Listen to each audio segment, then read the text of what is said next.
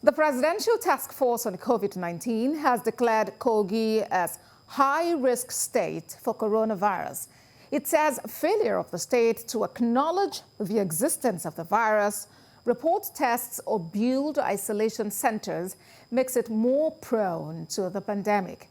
The National Incident Manager of the PTF, Mukhtar Mohammed, at the media briefing today said the state was not testing at all, and the state governor has refused to acknowledge the existence of the virus. He says states that are not testing at all are probably at much more higher risk than the states that are known as high-burden state. The PTF also warns all Nigerians to beware of visiting the state. Notable among the states that have not been reporting adequately include Yobe, Jigawa, Zamfara, and Kebbi State, and of course, Kogi State that has not been reporting at all. States that are not testing are probably much more higher risk than the states that currently we know as high-burden states.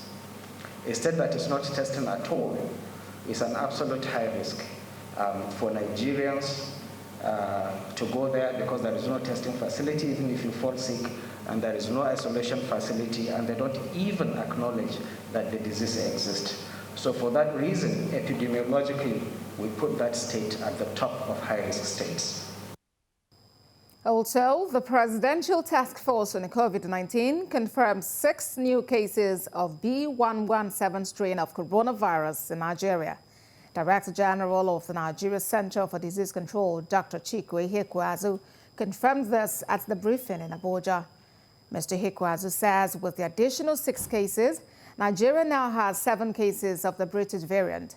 He lamented the rising number of deaths in the country, stressing that the COVID-19 strain, which was first reported in the United Kingdom, is deadlier, and as such, Nigerians must be careful. 30th of January, our partners at the Africa Center for Excellence in Genomics in Ede confirmed 6 more cases of the UK variant in Nigeria, 1 in the FCT, the old one, 5 Oshun, and 1 from Kwara State. So altogether, we now have 7. Now, the number in Osun State obviously relates to the fact that this center is in Osun State, so it should not be overinterpreted.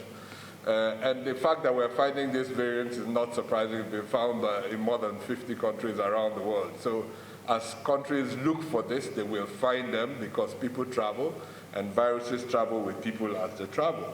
However, what we now have to do is set up a process for genomic surveillance, collecting a certain number of viruses, sequencing them at specific intervals to understand what is happening in our own context.